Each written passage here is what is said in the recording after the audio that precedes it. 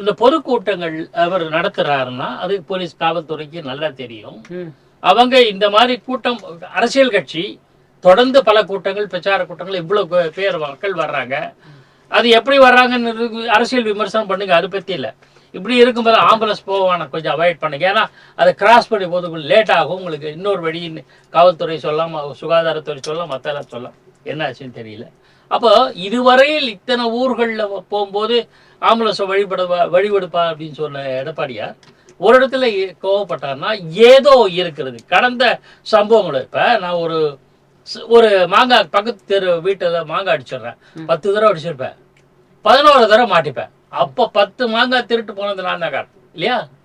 இந்த சந்தேகம் வருமா? அதை தான் எடப்பாடி பழனிசாமி சொல்றோம். ஒன்று. ரெண்டாவது, இந்த ஆம்புலன்ஸ் சர்வீஸை பத்தி ஒரு புரிதல் வேணும். இது emergency management and research institute அவங்க கொடுத்த அறிக்கை தான் இன்னைக்கு பேப்பர்ல வந்திருக்க. 108 ஆம்புலன்ஸை தாக்கினா 10 ஆண்டு சிறை அப்படின்னு.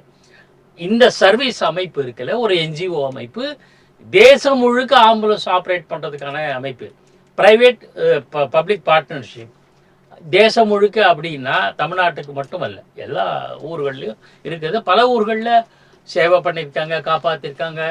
ஏர் ஆம்புலன்ஸ்லாம் இருக்கு, எல்லாம் இருக்கு. நம்ம அந்த டிபேட்டுக்கு போகல. ஆனால் ஒரு அரசியல் கூட்டத்தில் இதுவரையில் இந்த மாதிரி இல்லாமல் தொடர்ந்து ஒவ்வொரு ஊர்லேயுமே ஆம்புலன்ஸ் வண்டி வருதுன்னா என்னன்னு ஒரு கேள்வி, சந்தேகம் வருமா? வராது. பனைமரத்துக்கு கீழே பால் தான் குடிக்கிறோம், ஆரலிக்ஸ் தான் குடிக்கிறோம், சந்தேகம் வருமா? வராது. ஆக அதை கிளாரிஃபை பண்ண வேண்டியது யாரோட கடமை? தமிழக அரசுக்கு உண்டான கடமை இல்லையா? அப்போ இந்த மாதிரி பொது சொத்துக்களை சேதமளித்தல் அதுக்கான தண்டனைங்கிற சட்டம் 1992 இது கொண்டு வரப்பட்டது. செல்வி ஜெயலலிதா அம்மையார் முதலமைச்சராக இருந்த போது 2013 நினைக்கிறேன் ஏப்ரல், பாமக ஒரு கூட்டத்தை நடத்தும் போது ஏகப்பட்ட பொருட்சேதம் விளைவித்தார்கள்.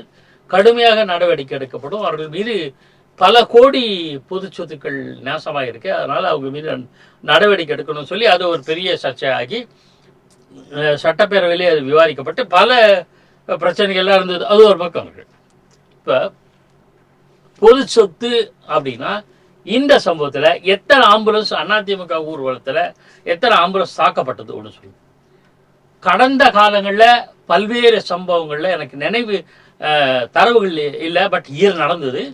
ஆம்புலன்ஸ் வாகனங்கள் மீது தாக்கப்பட்டன. எப்போ லேட்டாக வந்துடுச்சு, ஒருத்தர் குழந்தை எதுவும் அடிபட்டிருக்கு, 1 மணி நேரத்துக்குள்ள வரணும், கோல்டன் அவர் அதுக்குள்ள வரணும், பல மணி நேரம் ஆம்புலன்ஸ் வரல, கோவப்பட்ட ஆத்திரமடைந்த அந்த குழந்தை இறந்துச்சோ இன்னும் தெரியல, ரொம்ப மோசமான நிலையா இருந்தது.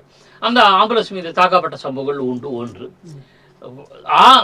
சீக்கிரமே போகணுங்கிறதுக்காகவே நோயாளிகள் இல்லாமல் எந்த விதமான இதுவும் இல்லாமல் ஆம்புலன்ஸை சைரன் ஒலிக்கப்பட்டு போகிற சம்பவங்கள் உண்டு, மாட்டிக்கொண்ட சம்பவங்கள்லாம் உண்டு. இது மாதிரி இருக்கும்போது இது தேவையில்லாமல் இப்படி வருகிறதே என்கிற அந்த ஒரு ஆதங்கம் இயல்பாக ஏற்படும். எடப்பாடி பழனிசாமிக்கு அது ஏற்பட்டிருக்கு. திரும்ப திரும்ப டிஸ்டர்ப் பண்ணுறாங்களே. ஒரு கூட்டத்தில் நான் பேசிகிட்டு இருக்கேங்க, அங்கே ஒருத்தர் 2 பேர் அப்பா கொஞ்சம் பேசாருங்க, சரி மறுபடியும் பேசியிருக்கேன், இங்கே 2 பேர் பேசுகிறாங்க அப்படின்னா எனக்கு ஒரு சந்தேகம் வரும் இல்லையா? இதுதான் இயல்பாக ஏற்படுகிற ஆதங்கம் தான் வெளிப்படுத்தியிருக்காரு. அன்றி மிரட்டல் அல்ல, யாரையும் போட்டு இது பண்ணலை, யார் மீதும் தாக்குதல் நடத்தியதாக பதிவாகலை. மாறாக அவர் என்ன சொன்னாரு, இந்த மாதிரி திரும்ப ஆம்புலன்ஸ் எனக்கு சந்தேகமா இருக்கு, அவருடைய வண்டியை நம்பர் குறிச்சுங்க, ஆளை பேரெல்லாம் கேட்டுச்சுங்க, நாம வழக்கு பதிப்போம், போலீஸ்ல புகார் சொல்லுவோம். அப்ப இவர் தான் போலீஸையும் சட்டத்தையும் மதித்து சொல்றாரு அப்படி நம்ம புரிஞ்சுக்கலாம். இந்த இருக்கிற கள நிலவரங்கள் வச்சுட்டு புரிஞ்சுக்கலாம். இப்போ சங்கம் சில பேர் ஆர்ப்பாட்டம் பண்ணியிருக்காங்க, சில பேர் இப்போ 10 ஆண்டு சிறை அப்படின்லாம் சொல்லியிருக்காங்க. வரவேற்கத்தக்கது, நான் வரவேற்கேன். ஏன்னா ஆம்புலன்ஸை தாக்குவது மிகப்பெரிய ஏற்கத்தக்கதல்ல. ஆனால் எப்போ எப்படிங்கிற அந்த எல்லாம் விசாரணை போது தெரிய வரும். ஆனால் ஆம்புலன்ஸுகளை வழிவிட வேண்டும் என்றால் வழிவிடணும், அதெல்லாம் ஒரு பக்கம். ஒரு சம்பவம் சொல்றேன். இது தம்பி ஒரு கூட்டிட்டு கட்டினார். பாட்டாளி மக்கள் கட்சி கூட்டத்தில் ஒரு முறை பாம்பு ஏவப்பட்டது. அது சார பாம்பு, தண்ணி பாம்பு, ஏதோ ஒன்று வச்சுங்களேன். கூட்டங்கள் நடந்தால் அதை குலைப்பதற்கு என்று சில சதி வேலைகள் எப்போதுமே நடந்திருக்கின்றன.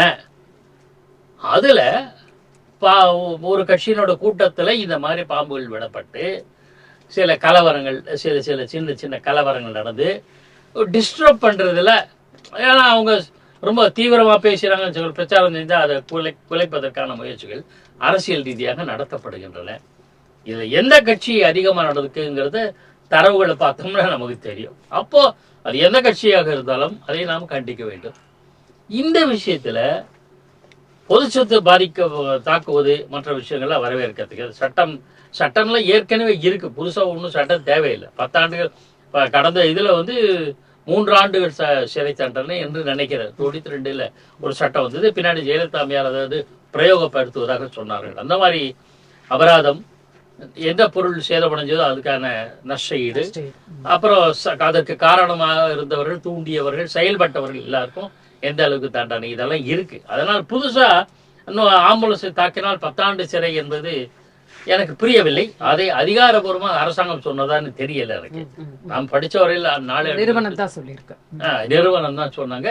அது அவர்களோட வேண்டுகோளாக இருக்கலாம். ஏனென்றால் அவங்க ஒரு தன்னார்வ அமைப்பு, அவருடைய உணர்வுகள் மதிக்கப்பட வேண்டியவை, அதோடு நாம எடுத்துக்கலாம். பட் இதை அரசியலாக்குவதற்கு ஆளுங்கட்சியும் எதிர்பார்த்த அரசியலை எதிர்கட்சி செய்து விட்டது. அப்படிதான் பார்க்கணும்.